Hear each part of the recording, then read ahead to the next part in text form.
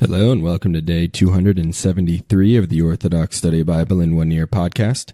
Today we'll be reading from the Wisdom of Sirach, chapter 39, verse 12 through chapter 40, verse 30, the Proverbs of Solomon, chapter 16, verses 6 through 10, and Ephesians, chapter 2.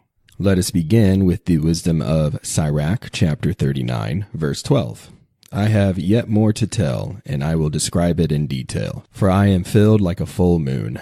So hear me, O holy sons, and bud forth like a rose springing up by a running stream, like frankincense emit a sweet fragrance, and blossom forth like a lily. Send forth a fragrance and sing a hymn of praise. Bless the Lord in all his works, ascribe majesty to his name, and give thanks to him in praise, with songs on your lips and with lyres, and thus you shall say in thanksgiving, all things are the works of the Lord, for they are exceedingly good, and every command shall be in his appointed time.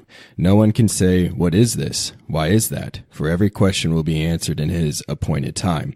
By his word, the water stood as a heap, and the reservoirs of the waters by the word of his mouth. By his command all his good pleasure is done, and no one will diminish his salvation. The works of all flesh are before him, and nothing can be hidden from his eyes. From age to age he looks upon them, and nothing is marvelous to him. No one can say, what is this? Why is that?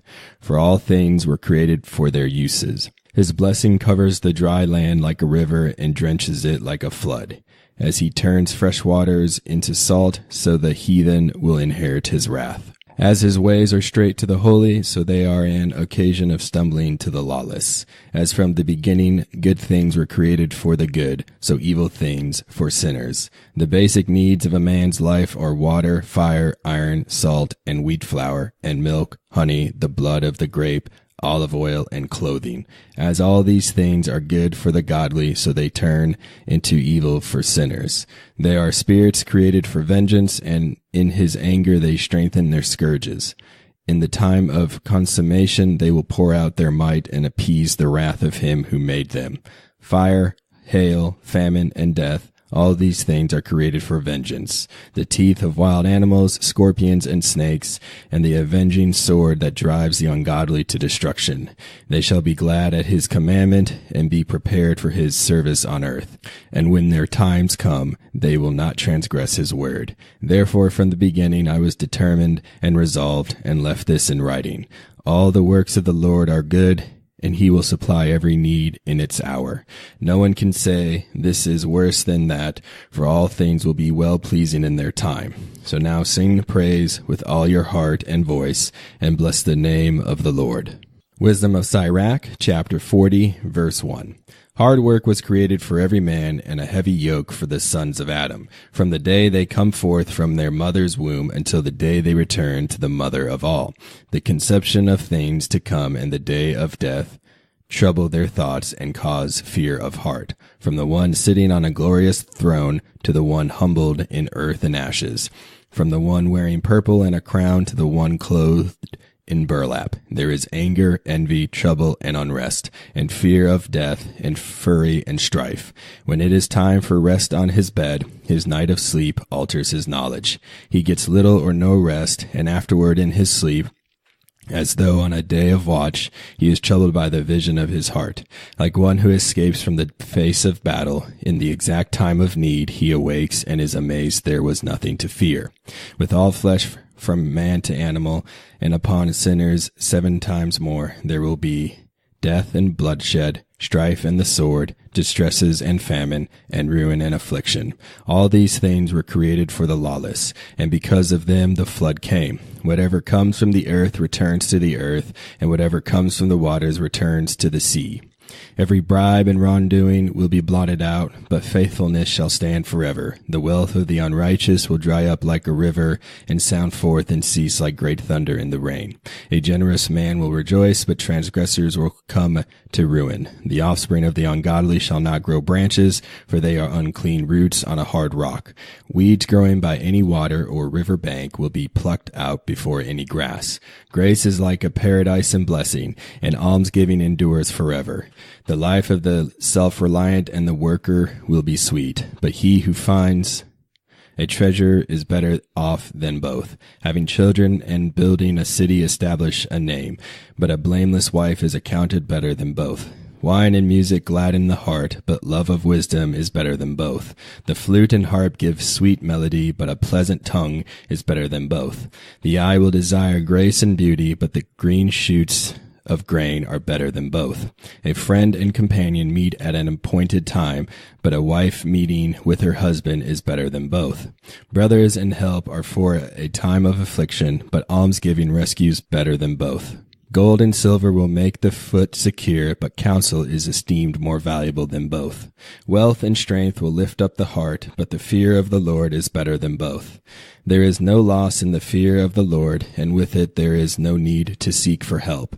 The fear of the Lord is like a paradise of blessing, and covers a man better than any glory. My child, do not live the life of a beggar, for it is better to die than to beg.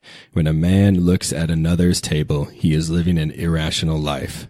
For he will pollute his soul with another's food, but a rational and educated man will guard himself against that. Begging will be sweet in the mouth of a shameless man, but in his belly a fire will be kindled. Proverbs of Solomon, chapter 16, verse 6. There is an oracle on the lips of a king, and his mouth does not err in judgment. The weight of a scale is righteousness before the Lord, for his works are righteous standards. He who does evil things is an abomination to a king, for the throne of a ruler is prepared with righteousness. Righteous lips are acceptable to a king, and he loves upright words. The wrath of a king is a messenger of death, but a wise man will appease him. Ephesians chapter 2.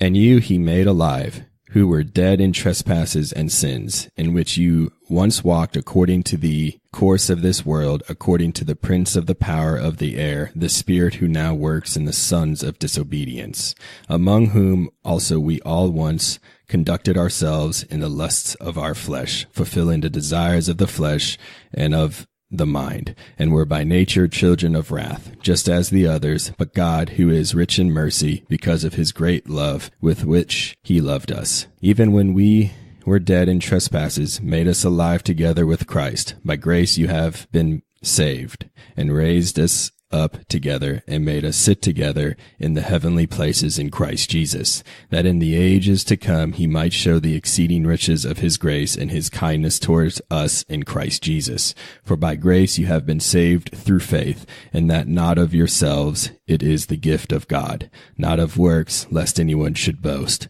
For we are his workmanship, created in Christ Jesus for good works, which God prepared beforehand that we should walk in them. Therefore remember that you, once Gentiles in the flesh, who are called uncircumcision by what is called the circumcision made in the flesh by hands, that at that time you were without Christ, being aliens from the commonwealth of Israel and strangers from the covenants of promise, having no hope and without God in the world.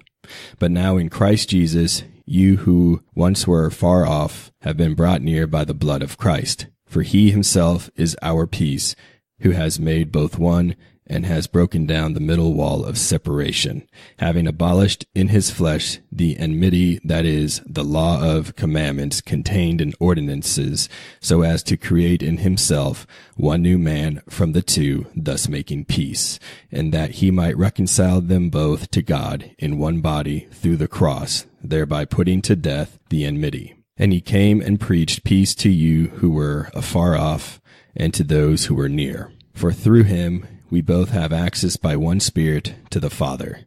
Now, therefore, you are no longer strangers and foreigners, but fellow citizens with the saints and members of the household of God, having been built on the foundation of the apostles and prophets, Jesus Christ himself being the chief cornerstone, in whom the whole building, being fitted together, grows into a holy temple in the Lord, in whom you also are being built together for a dwelling place of God in the Spirit. Thank you for joining me on day 273 of the Orthodox Study Bible in 1 Year podcast. Tune in next time for day 274.